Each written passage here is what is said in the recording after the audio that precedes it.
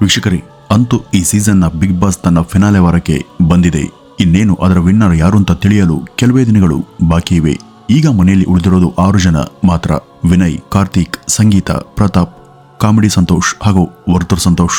ಈ 6 ಜನರಲ್ಲಿ ಗೆಲ್ಲೋದು ಯಾರು? ಬಿಗ್ ಬಾಸ್ನ ಕಪ್ ಯಾರಿಗೆ ಸೇರಲಿದೆ? ಸುದೀಪ್ ರವರು ಮೇಲೆತ್ತುವಂತ ಆ ಕೈ ಯಾರದ್ದು ಎಂಬ ಕಾತುರ ಇಡೀ ಬಿಗ್ ಬಾಸ್ನ ವೀಕ್ಷಕರಲ್ಲಿದೆ. ಈ 6 ಜನರಲ್ಲಿ ಎಲ್ಲರೂ ಕೂಡ ಫಿನಾಲೆಯ ಕೊನೆ ಹಂತವನ್ನ ತಲುಪಿದ್ದಾರೆ. ಏನೇ ಆದರೂ ಕೊನೆಯಲ್ಲಿ ಗೆಲ್ಲೋದು ಒಬ್ರೇ, ಹಾಗೂ ಅವ್ರ ಜೊತೆ ಇನ್ನೊಬ್ಬರು ರನ್ನರ್ ಅಪ್ ಆಗಬಹುದು. ಉಳಿದ 4 ಫಿನಾಲೆ ವಾರದಿಂದ ಔಟ್ ಆಗ್ತಾರೆ. ಹಾಗೆ ನೋಡಿದ್ರೆ ಈ 6 ಜನ ಈಗಾಗಲೇ ಗೆದ್ದಂತೆಯೇ ಲೆಕ್ಕ. ಇವರಲ್ಲಿ ಗೆಲ್ಲೋದು ಯಾರು? ಟ್ರೋಫಿಯನ್ನ ಪಡೆಯೋದಕ್ಕೆ ಯಾರು ಅರ್ಹ? ಯಾರು ಗೆಲ್ಲಬೇಕು? ಮತ್ತು ಇವರೆಲ್ಲರ ಬಿಗ್ ಬಾಸ್ ಜರ್ನಿ ಹೇಗೆ ಅದಕ್ಕೆ ಪೂರಕವಾಗಿತ್ತು ಎಂಬುದನ್ನ ಈ ಒಂದು ವಿಡಿಯೋದಲ್ಲಿ ತಿಳಿಯೋಣ ಬನ್ನಿ ವೀಕ್ಷಕರೇ, ಬಿಗ್ ಬಾಸ್ ಜರ್ನಿ ಯಶಸ್ವಿ 108 ದಿನಗಳನ್ನ ಪೂರ್ಣಗೊಳಿಸಿದೆ. ಇಷ್ಟು ದಿನಗಳಲ್ಲಿ ಸ್ಪರ್ಧಿಗಳು ತಾವೇನು ಅಂತ ನಿರೂಪಿಸೋದಿಕ್ಕೆ ಪ್ರತಿನಿತ್ಯ ಕೂಡ ಹೋರಾಟವನ್ನ ನಡೆಸುತ್ತಿದ್ದಾರೆ. ಮನೆಯವರ ಜೊತೆ ಸಂಬಂಧ ಸಾಧಿಸುವಲ್ಲಿ ಹೆಣಗಾಡ್ತಿದ್ದಾರೆ. ಜಗಳ, ಕಿತ್ತಾಟ, ಕದನ, ವಿರಸ, ನಗು, ತಮಾಷೆ, ಹಾಸ್ಯ, ಕೋಪ, ದುಃಖ ಈ ಎಲ್ಲವಲ್ಲೂ ಕೂಡ ಭಾಗಿಯಾಗಿದ್ದಾರೆ. ಈಗ ಇರೋರಲ್ಲಿ ಹೊರಗಡೆ ಅತಿ ಹೆಚ್ಚು ಟ್ರೋಲ್ಗೆ ಆಗಿದ್ದು ಹಾಗೂ ಮನೆಯ ಒಳಗೆ ಅತಿ ಹೆಚ್ಚು ಸೌಂಡ್ ಅನ್ನ ಮಾಡಿದ್ದು ವಿನಯ್. ಈ ವಿನಯ್ ಬಿಗ್ ಬಾಸ್ಗೆ ಬರುವ ಮುನ್ನ ಎಷ್ಟು ಜನರಿಗೆ ಗೊತ್ತಿದ್ರು ಗೊತ್ತಿಲ್ಲ. ಆದ್ರೆ ಮನೆಯೊಳಗೆ ಬಂದಾಗ ಅವರ ಅಗ್ರೆಸಿವ್ನೆಸ್, ಕೂಗಾಟ, ಡಾಮಿನೆನ್ಸಿಯಿಂದ ಮನೆ ಮಾತಾದ್ರು. ಶುರುನಲ್ಲಿ ಅವ್ರಿಗೂ ಹಾಗೂ ಸಂಗೀತಗೆ ಟಾಸ್ಕ್ ವಿಷಯವಾಗಿ ಜಗಳ, ಜೋರಾದ ಮನಸ್ತಾಪವೇ ನಡೆದಿತ್ತು. ಈ ವಿನಯ್ ಬಹಳ ಬೇಗ ಕೋಪಕ್ಕೆ ಒಳಗಾಗುವ, ಟ್ರಿಗರ್ ಆಗುವಂತ ವ್ಯಕ್ತಿ. ಮನಸ್ಸಲ್ಲಿ ಯಾವುದನ್ನು ಕೂಡ ಇಟ್ಕೊಳ್ಳದೆ ಎಲ್ಲವನ್ನು ಹೊರಹಾಕುವಂತ ನಿಷ್ಠುರವಾದಿ. ಅವರು ಬಹುತೇಕ ಮನೆಯ ಎಲ್ಲರ ಜೊತೆ ಕೂಡ ಜಗಳವಾಡಿದಿದೆ.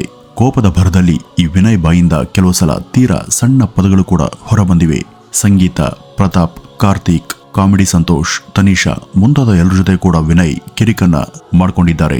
ಇದೇ ಕಾರಣಕ್ಕಾಗಿ ವಿನಯ್ ಹೊರಗಡೆ ಸಾಕಷ್ಟು ಕಡೆ ಸಾಕಷ್ಟು ರೀತಿಯಲ್ಲಿ ಟ್ರೋಲ್ ಕೂಡ ಆಗಿದ್ದುಂಟು. ಆದ್ರೆ ವಿನಯ್ ಹೊರಗೆ ಕಾಣುವಷ್ಟು ಒರಟಲ್ಲ. ಅವರ ಮಾತು, ನಡೆ, ನುಡಿ ಒರಟಾಗಿದ್ರು ಕೂಡ ಅವರ ಆಂತರ್ಯ ಬಹಳ ಮೃದು ಅನ್ನೋದು ಬಿಗ್ ಬಾಸ್ ನೋಡುವಂತ ವೀಕ್ಷಕರಿಗೆ ಅರ್ಥ ಆಗುತ್ತೆ. ಯಾವ ವಿನಯ್ ಇತರರನ್ನ ಹೆದರಿಸುವ ಹಾಗೆ, ಹೊಡೆಯುವವರ ಹಾಗೆ ವರ್ತಿಸ್ತಾರೋ ಅದೇ ವಿನಯ್ ತಕ್ಷಣವೇ ಅವರನ್ನ ಕ್ಷಮೆ ಕೂಡ ಕೇಳ್ತಾರೆ. ಕಾರ್ತಿಕ್ ತನ್ನ ಆಪ್ತ ಗೆಳೆಯ, ನನ್ನ ಅವನದ್ದು 10 ವರ್ಷಗಳ ಸ್ನೇಹ ಅನ್ನುವಂತ ವಿನಯ್ ಅನೇಕ ಬಾರಿ ಕಾರ್ತಿಕ್ ಜೊತೆ ಕೂಡ ವಾದಕ್ಕೆ ಇಳಿದದುಂಟು. ಫಿನಾಲೆಯಲ್ಲಿ ತನ್ನ ಜೊತೆ ಕಾರ್ತಿಕ್ನದ್ದು ಇನ್ನೊಂದು ಕೈ ಇರಬೇಕು ಅಂತ ಸದಾ ಹೇಳ್ತಿದ್ದಂತ ವಿನಯ್ ಒಮ್ಮೆಯೂ ಕೂಡ ತಾವು ಈ ಹಿಂದೆ ಕಾರ್ತಿಕ್ಗೆ ಮಾಡಿದಂತ ಸಹಾಯದ ಬಗ್ಗೆ ಎಲ್ಲೂ ಕೂಡ ಯಾವ ಸಂದರ್ಭದಲ್ಲೂ ಕೂಡ ಹೇಳ್ಕೊಂಡಿಲ್ಲ. ಅದರ ಬಗ್ಗೆ ಮೊನ್ನೆ ಎಪಿಸೋಡ್ನಲ್ಲಿ ತೀರಾ ಈಚೆಗೆ ಕಾರ್ತಿಕ್ ಸ್ಮರಿಸಿಕೊಂಡಾಗಲೇ ನಮ್ಗೆಲ್ಲ ಅದು ಗೊತ್ತಾಗಿದ್ದು. ಕಾರ್ತಿಕ್ ಚಿತ್ರರಂಗದ ಆರಂಭದಲ್ಲಿದ್ದಾಗ ಅವ್ರ ಬಳಿ ಹಣ ಇರದೇ ಇದ್ದಾಗ ವಿನಯ್ ಆತನಿಗೆ ಆಶ್ರಯವನ್ನ ಕೊಟ್ಟು ಸಹಾಯ ಮಾಡಿದ್ದರ ಬಗ್ಗೆ ಕಾರ್ತಿಕ್ ಭಾವುಕರಾಗಿ ನೆನಪನ್ನ ಮಾಡಿಕೊಂಡಾಗ ಅಷ್ಟೆಲ್ಲ ಕೂಗಾಡುವಂತ ವಿನಯರವರಲ್ಲಿ ಇಂಥ ಕನಿಕರದ ಗುಣ ಇದೆಯಾ ಅಂತ ಜನರಿಗೆ ಗೊತ್ತಾಗಿದ್ದು. ತಾನು ಆಡುವಂತ ಮಾತು ಕೆಟ್ಟದಾಗಿ ಕೇಳಿಸಿದ್ರು ಕೂಡ ನನ್ನ ಹೃದಯ ಕೆಟ್ಟದಲ್ಲ, ಯಾರಿಗೂ ಕೂಡ ಕೇಡನ್ನ ಬಯಸೋದಿಲ್ಲ ಅಂತ ತನ್ನ ಬಗ್ಗೆ ವಿನಯ್ ಹಲವು ಸಲ ಹೇಳ್ಕೊಂಡಿದ್ದಾರೆ.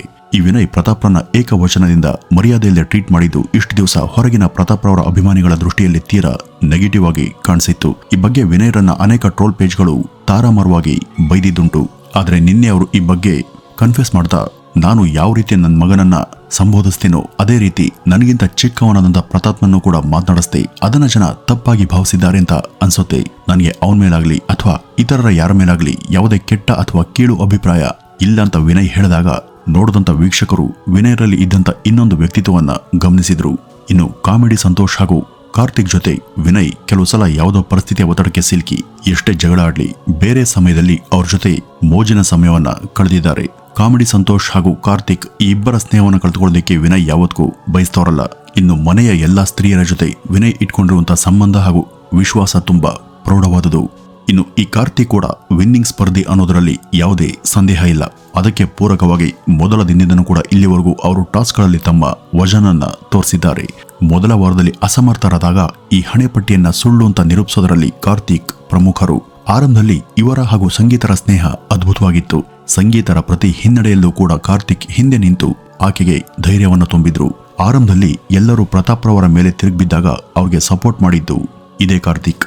ತಂಡದ ನಾಯಕರಾಗಿ ಗುಂಪನ್ನ ಸಮರ್ಥವಾಗಿ ಲೀಡ್ ಮಾಡಿ ಗೆಲುವಿನ ಗುರಿಯನ್ನು ತಲುಪಿಸಿದಂತ ಕಾರ್ತಿಕ್ ಮನೆಯ ಸದಸ್ಯರೆಲ್ಲರ ಜೊತೆ ಉತ್ತಮ ಸಂಬಂಧವನ್ನ ಹೊಂದಿದ್ರು. ಸಂಬಂಧಗಳ ವಿಷಯವಾಗಿ ಕಾರ್ತಿಕ್ ಸ್ವಲ್ಪ ವಿಚಲಿತರಾಗುವಂತ ವ್ಯಕ್ತಿ. ಅವುಗಳನ್ನ ಗಳಿಸುವಾಗ, ಕಳೆದುಕೊಳ್ಳುವಾಗ ಹಾಗೂ ಅರ್ಥವನ್ನ ಮಾಡಿಕೊಳ್ಳುವಾಗ ಅವರು ಹಲವು ಸಲ ಎಡವಿದ್ದು ಕೂಡ ಇದೆ. ಸಂಗೀತರ ಜೊತೆಗಿನ ಸ್ನೇಹಕರಿಗೆ ಅಲ್ಲಿ ಮನಸ್ತಾಪ ಆದಾಗ ಕಾರ್ತಿಕ್ ಒಬ್ಬಂಟಿಗರಾಗಿ ಆ ಏಕಾಂಗಿತನದಲ್ಲಿ ಲೋ ಆಗಿ ಕಂಡದ್ದು ಕೂಡ ಉಂಟು. ಈ ಒತ್ತಡದಲ್ಲಿ ತನ್ನ ನಿಜವಾದ ಸ್ನೇಹಿತರು ಯಾರು ಅಂತ ಅರ್ಥ ಮಾಡ್ಕೊಳ್ಳದೆ ಹೋದ್ರು. ಅದಕ್ಕೆ ಉದಾಹರಣೆ ಅವರು ಇತ್ತೀಚೆಗೆ ತನಿಷಾರನ್ನ ದೂಷಿಸಿ ದೂರ ಮಾಡ್ಕೊಂಡಿದ್ದು. ಈ ತನಿಷಾ ಕಾರ್ತಿಕ್ಗೆ ಸಿಕ್ಕಂತ ನಿಜವಾದ ಗೆಳತಿ. ತಾನು ತನಿಷಾರನ್ನ ನಾಮಿನೇಟ್ ಮಾಡಿದ್ದು ಸರಿಯಾದ ನಿರ್ಧಾರ ಆಗಿರಲಿಲ್ಲ ಅಂತ ನಿನ್ನೆ ಎಪಿಸೋಡ್ನಲ್ಲಿ ಕಾರ್ತಿಕ್ ಕನ್ಫೆಸ್ ಮಾಡ್ಕೊಂಡ್ರು. ಮಿಕ್ಕಂತೆ ಎಲ್ಲರ ಜೊತೆ ಕಾರ್ತಿಕ್ ರವರ ಒಡನಾಟ ಚೆನ್ನಾಗಿದೆ. ಸಂಗೀತರ ಜೊತೆ ಪ್ರತಿ ಸಲ ಕಾರ್ತಿಕ್ ಏನಾದ್ರೂ ಒಂದು ಇಕ್ಕಟ್ಟಿನಲ್ಲಿ ಸಿಲ್ಕೊಳ್ತಾರೆ. ಟಾಸ್ಕ್ ಹಾಗೂ ಟೀಮ್ ಡಿಸಿಷನ್ ಬಂದಾಗ ಕಾರ್ತಿಕ್ ಪ್ರತಿ ಸಲ ಗೆದ್ದಿದ್ದಾರೆ. ಹೊರಗೆ ಅವರಿಗೆ ಸಾಕಷ್ಟು ಬೆಂಬಲ ಕೂಡ ಇದೆ. ಕಾರ್ತಿಕ್ ಒಬ್ಬ ಮಿಡಲ್ ಕ್ಲಾಸ್ ವ್ಯಕ್ತಿ. ಇಲ್ಲಿ ಅವರು ಗೆದ್ರೆ ಅದು ಅವ್ರಿಗೆ ಸಹಾಯ ಆಗುತ್ತೆ. ಇನ್ನು ಸಂಗೀತ ನಿಜಕ್ಕೂ ಇಡೀ ಮನೆಯ ಒಬ್ಬ ಟಫ್ ಕ್ಯಾಂಡಿಡೇಟ್. ಉಳಿದ 5 ಜನ ಪುರುಷರ ನಡುವೆ ಉಳಿದಿರುವಂತಹ ಸಂಗೀತ ಅತ್ಯಂತ ಸಮರ್ಥವಾದಂತಹ ಹೆಣ್ಣು. ಟಾಸ್ಕ್, ಟೀಮ್ ಡಿಸಿಷನ್, ಸ್ಟ್ರಾಟಜಿ ಹೀಗೆ ಎಲ್ಲದರಲ್ಲೂ ಕೂಡ ಸಂಗೀತ ಬೆಸ್ಟ್. ವಿತಂಡವಾದ, ಕೆರಳಿಸೋದು, ಸ್ನೇಹದಲ್ಲಿ ಡಾಮಿನೆನ್ಸಿ, ಪೊಸಿಟಿವ್ನೆಸ್ ಇವು ಸಂಗೀತರ ದೌರ್ಬಲ್ಯಗಳು. ಸ್ನೇಹಿತರಾದವರು ತನ್ನ ಮಾತನ್ನಷ್ಟೇ ಕೇಳಬೇಕು, ತನಗೆ ಮಾತ್ರ ಬೆಂಬಲ ಕೊಡಬೇಕು ಎಂಬಂತೆ ಅವರು ವರ್ತಿಸೋದು ಬಹುತೇಕರ ಗಮನಕ್ಕೆ ಬಂದಿದೆ. ವಿನಯ್ನನ್ನ ಅನೇಕ ಸಲ ಟ್ರಿಗರ್ ಮಾಡಿ ಆತನನ್ನ ಕೆರಳುವಂತೆ ಮಾಡದಂತ ಸಂಗೀತ ಏಂಜಲ್ ಹಾಗೂ ಡೆವಿಲ್ ಟಾಸ್ಕ್ನಲ್ಲಿ ವೃಥಾ ಇಲ್ಲದ ರಗಳೆಗೆ ಮುಖ್ಯ ಕಾರಣ ಆಗಿದ್ರು. ಈ ಟಾಸ್ಕ್ ತನ್ನ ಎಲ್ಲೆ ಮೀರಿ ಸದಸ್ಯರೆಲ್ಲ ಸಂಯಮನ ಕಳೆದುಕೊಂಡು ವರ್ತಿಸುವಂತೆ ಮಾಡಿತ್ತು. ಇದೆಲ್ಲದರ ಹೊರತಾಗಿ ಸಂಗೀತ ಹಲವಾರು ಸಲ ಏಕಾಂಗಿಯಾಗಿ ಹೋರಾಡಿ ಮನೆಯಲ್ಲಿ ತಮ್ಮನ್ನ ತಾವು ಪ್ರೂವ್ ಮಾಡಿಕೊಂಡಿದ್ದಾರೆ. ಸಿಂಪತಿ ಕಾರ್ಡ್ ಹಾಗೂ ಫ್ರೆಂಡ್ಶಿಪ್ ಕಾರ್ಡ್ಗಳ ಆರೋಪವನ್ನ ಅವರು ಬೇರೆಯವರ ಮೇಲೆ ಹೊರಿಸಿದ್ರು ಕೂಡ ಎಷ್ಟೋ ಸಲ ಇವೆರಡನ್ನೂ ಕೂಡ ಅವರೇ ಸ್ವತಃ ತಾವೇ ಬಳಸಿ ಜನರ ಅಟೆನ್ಷನ್ ಅನ್ನ ಗಳಿಸೋದಕ್ಕೆ ಪ್ರಯತ್ನ ಪಟ್ಟಿದ್ದು ಕೂಡ ಜನರ ಗಮನಕ್ಕೆ ಬಂದಿದೆ. ಒಂದ್ ಪಕ್ಷ ಇಲ್ಲಿ ಅವರು ಗೆಲ್ಲದೆ ಹೋದ್ರೂ ಕೂಡ ಮುಂದೆ ಅವರಿಗೆ ಅನೇಕ ಅವಕಾಶಗಳು ಬರುವಂತ ಸಾಧ್ಯತೆ ಅಂತೂ ಖಂಡಿತ ಇದೆ. ಆದ್ರೂ ಕೂಡ ಈ ಗೆಲುವು ತನ್ನ ಪಾಲಿಗೆ ತುಂಬಾ ಮುಖ್ಯ. ತಾನು ಗೆಲ್ಲಬೇಕು ಅನ್ನೋದು ಸಂಗೀತರವರ ಆಶಯ. ಹೊರಗಡೆ ಕೂಡ ಅವರಿಗೆ ದೊಡ್ಡ ಫ್ಯಾನ್ ಬೇಸೇ ಸೃಷ್ಟಿಯಾಗಿದೆ. ಸಂಗೀತ ಗೆದ್ರೆ ಅವರ ಅಸಂಖ್ಯಾತ ಅಭಿಮಾನಿಗಳು ಅದನ್ನ ಸೆಲೆಬ್ರೇಟ್ ಮಾಡ್ತಾರೆ. ಇನ್ನು ಪ್ರತಾಪ್ ಬಗ್ಗೆ ಹೇಳುವುದಾದ್ರೆ ಮನೆಯವರೆಲ್ಲರ ಜೊತೆ ಈಜಿ ಅವರು ಇಲ್ಲಿವರೆಗೂ ಬಂದಿರೋದು ಒಂದು ಮಹತ್ತರ ಸಾಧನೆನೇ ಸರಿ. ಆರಂಭದಿಂದಲೂ ತಮ್ಮ ಮೇಲೆ ಎಲ್ಲರೂ ಹರಿಹಾಯ್ದು ಬಂದಾಗ ಆತ ವಹಿಸಿದಂತ ಮೌನ, ತಾಳ್ಮೆ, ಸಂಯಮ ಆತನನ್ನ ಉಳಿದ ಎಲ್ಲರಿಗಿಂತಲೂ ಕೂಡ ಭಿನ್ನ ಅಂತ ತೋರಿಸ್ಕೊಟ್ಟು ಆಗ್ಲಿಂದಲೇ ಹೊರಗಡೆ ಜನರಿಗೆ ಅವ್ರ ಮೇಲೆ ಇದ್ದಂತ ಅಭಿಪ್ರಾಯ ಬದಲಾಗಿ ಜನ ಅವರನ್ನ ಬೆಂಬಲಿಸಲು ಶುರು ಮಾಡಿದ್ರು. ಪ್ರತಿ ಸಲ ವಿನಯ್, ಸ್ನೇಹಿತ್, ಕಾಮಿಡಿ ಸಂತೋಷ್, ರಕ್ಷಕ್ ಮುಂತಾದವರು ಈ ಪ್ರತಾಪ್ನನ್ನ ಹೀಳಿಸಿದಾಗ ಈ ಪ್ರತಾಪ್ಗೆ ಜನರ ಬೆಂಬಲ ಸಿಕ್ಕಿದೆ. ಟಾಸ್ಕ್ ಅಲ್ಲಿ ಇತರರಿಗಿಂತ ಪ್ರತಾಪ್ ಸ್ವಲ್ಪ ವೀಕ್ ಆದ್ರೂ ಕೂಡ ಕೆಲವು ಟಾಸ್ಕ್ಗಳಲ್ಲಿ ನಿಜಕ್ಕೂ ಆತ ತನ್ನ ಪ್ರತಾಪವನ್ನ ತೋರಿಸಿದ್ದಾನೆ. ಈ ಸಲ ವಿನಯ್ ವಿರುದ್ಧ ಧೈರ್ಯವಾಗಿ ಪ್ರತಾಪ್ ಮಾತನಾಡಿದ್ದು ಜನರಿಗೆ ಇಷ್ಟ ಆಗಿದೆ. ಈ ಮೂಲಕ ತಾನು ಸೈಲೆಂಟ್ ಆಗಬಹುದಾದ್ರೂ ಯಾರಿಗೂ ಹೆದರುವಂತ ವ್ಯಕ್ತಿಯಲ್ಲ ಎಂಬುದನ್ನ ಈ ಪ್ರತಾಪ್ ತೋರಿಸಿದ್ದಾನೆ.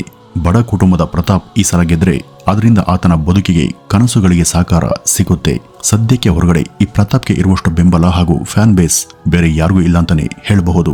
ಇನ್ನುಳಿದಂತೆ ಕಾಮಿಡಿ ಸಂತೋಷ್ ಹಾಗೂ ವರ್ತೂರ್ ಈ ಇಬ್ಬರ ಬಗ್ಗೆ ಹೇಳುವುದಾದ್ರೆ ಇವರಿಬ್ಬರಲ್ಲಿ ಈ ಸಲ ಎಲ್ರಿಗೂ ಇಷ್ಟವಾಗಿದ್ದು ಇವರಿಬ್ಬರ ಸ್ನೇಹ. ಇನ್ನು ಟಾಸ್ಕ್ ವಿಷಯ ಅಂತ ಬಂದ್ರೆ ಇವರು ಬೇರೆಯವರಿಗಿಂತ ದುರ್ಬಲರಾಗಿದ್ರು ಕೂಡ ಇವರಿಬ್ಬರಲ್ಲಿ ಇರುವಂತ ಆ ಒಳ್ಳೆಯತನ, ಬದಲಾಗದಂತ ಸ್ನೇಹ ಹಾಗೂ ವಿಶ್ವಾಸ ಬೇರೆಯವರಲ್ಲಿ ಇಲ್ಲ. ಈ ಕಾಮಿಡಿ ಸಂತೋಷ್ ಮನೆಯಲ್ಲಿ ಎಲ್ಲರಿಗಿಂತ ಹೆಚ್ಚಿನ ಮನರಂಜನೆ ಕೊಟ್ಟಿರುವಂತ ವ್ಯಕ್ತಿ. ಸದಾ ಎಲ್ಲರನ್ನ ತಮಾಷೆಗೆ ಕಿಚಾಯಿಸ್ತಾ ಹಾಸ್ಯವನ್ನ ಮಾಡ್ತಾ ಮಿಮಿಕ್ರಿಯ ಮೂಲಕ ಜನರನ್ನ ರಂಜಿಸುವಂತ ಈ ಸಂತೋಷ್ ಮನೆಯವರ ನಗುವಿಗೆ ಕಾರಣವಾಗಿ ನಿಂತಹ ವ್ಯಕ್ತಿ. ಮನರಂಜನೆ ಅಂತ ಬಂದಾಗ ವರ್ತೂರ್ ಕೂಡ ತಾವು ಕಡಿಮೆನಿಲ್ಲ. ಈ ವರ್ತೂರ್ ಒಬ್ಬ ಸಹೃದಯ ವ್ಯಕ್ತಿ ಅನ್ನೋದನ್ನ ಕಿಚ್ಚ ಸುದೀಪ್ ರವರೇ ಎಲ್ಲರ ಮುಂದೆ ಒಪ್ಕೊಂಡಿದ್ದಾರೆ. ಬಡ ವರ್ಗದಿಂದ ಬಂದಂತ ಕಾಮಿಡಿ ಸಂತೋಷ್ ಅವರು ಈ ಸಲ ಗೆದ್ರೆ ಅದು ಮಾನವೀಯತೆಗೆ ಸಿಕ್ಕಂತ ಜಯ ಆಗುತ್ತೆ. ವರ್ತೂರ್ ಇದನ್ನ ಗೆಲ್ಲದೆ ಹೋದ್ರೂ ಹೊರಗಡೆ ಅವರು ತಾವು ಕಳೆದುಕೊಳ್ಳೋದು ಏನೂ ಇಲ್ಲ. ಈ 6 ಜನರು ಅವರವರದೇ ರೀತಿಯಲ್ಲಿ ಪ್ರತ್ಯೇಕ ವ್ಯಕ್ತಿಗಳಾಗಿ ನಿಲ್ತಾರೆ. ಒಟ್ನಲ್ಲಿ ಕೊನೆಯಲ್ಲಿ ಈ ಒಂದು ಟ್ರೋಫಿ ಯಾರ ವಶವಾಗುತ್ತೋ, ಜಯ ಯಾರಿಗೆ ಸಿಗುತ್ತೋ ಕಾದ್ ನೋಡ್ಬೇಕಿದೆ. ಯಾರೇ ಗೆದ್ರೂ ಕೂಡ ಖುಷಿನೇ. ಕಾರಣ ಎಲ್ಲರೂ ಕೂಡ ಕನ್ನಡಿಗರೇ ಅಲ್ವಾ ವೀಕ್ಷಕರೇ. ಇವರಲ್ಲಿ ನಿಮ್ಮ ಬೆಂಬಲ ಯಾರಿಗೆ ಅಂತ ಕಮೆಂಟ್ ನ ಮೂಲಕ ತಿಳಿಸಿ ಅಂತ ಹೇಳ್ತಾ ಈ ಒಂದು ವಿಡಿಯೋವನ್ನ ಇಲ್ಲಿಗೆ ಮುಗಿಸೋಣ. ನಮಸ್ಕಾರ.